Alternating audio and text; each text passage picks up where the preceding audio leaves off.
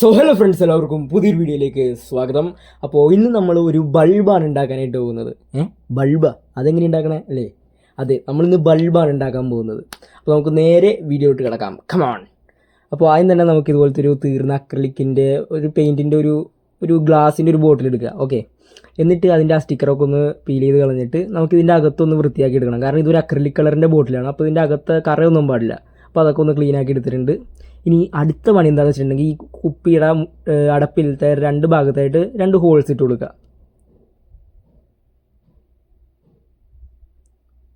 Okay, അപ്പോൾ നമ്മൾ ഈ രണ്ട് ഭാഗത്തായിട്ടാണ് ഹോൾസ് ഇട്ട് കൊടുക്കാൻ പോകുന്നത്.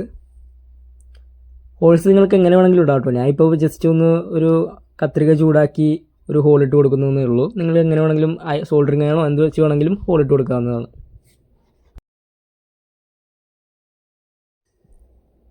ഓക്കെ ഗൈസ്, അപ്പോൾ നമ്മൾ ഹോൾട്ട് എടുത്തിട്ടുണ്ട്. ഇനി അടുത്ത പണി എന്ന് വെച്ചിട്ടുണ്ടെങ്കിൽ നമുക്ക് ഇതുപോലത്തെ രണ്ട് വയർ വേണം കേട്ടോ. എന്നിട്ട് അതിൻ്റെ വയറിൻ്റെ ആ രണ്ടറ്റവും ഒന്ന് സ്ട്രിപ്പ് ചെയ്ത് കളയാം. എന്നിട്ട് ആ രണ്ട് വയറും നമ്മൾ നേരത്തെ ഇട്ട ആ രണ്ട് ഹോൾസിലൂടെ കയറ്റി കൊടുക്കുക. ഓക്കെ, അപ്പോൾ നമ്മൾ സെറ്റ് ആക്കിയിട്ടുണ്ട്. ഇനി അടുത്ത പണി എന്താണെന്ന് വെച്ചിട്ടുണ്ടെങ്കിൽ നമുക്ക് വേണ്ടത് ഇതുപോലത്തെ ഒരു നിക്രോം വയർ ആണ് കേട്ടോ. ഇതൊക്കെ നമുക്ക് കടയിൽ നിന്ന് വാങ്ങിക്കാൻ കിട്ടുന്നതാണ്. ഇതുപോലത്തെ ഒരു നിക്രോം വയർ എടുത്തിട്ട് ആ നമ്മൾ നേരത്തെ ഹോളിലേക്ക് കയറ്റി വെച്ച ആ രണ്ട് വയറിൻ്റെ അറ്റത്തായിട്ട് കണക്ട് ചെയ്ത് കൊടുക്കുക. ജസ്റ്റ് ഒന്ന് പിരിച്ചു വെച്ചാൽ മതി. ഓക്കെ, ഇനി നമുക്ക് നമ്മുടെ അടപ്പ് നേരെ അതിലോട്ട് ഇട്ട് കൊടുക്കുക. അതായത് നമ്മൾ നേരത്തെ ഇട്ട ഹോൾസൊക്കെ നല്ല എയർ ടൈറ്റ് ആയിട്ട് സീലായിട്ടിരിക്കണം കേട്ടോ.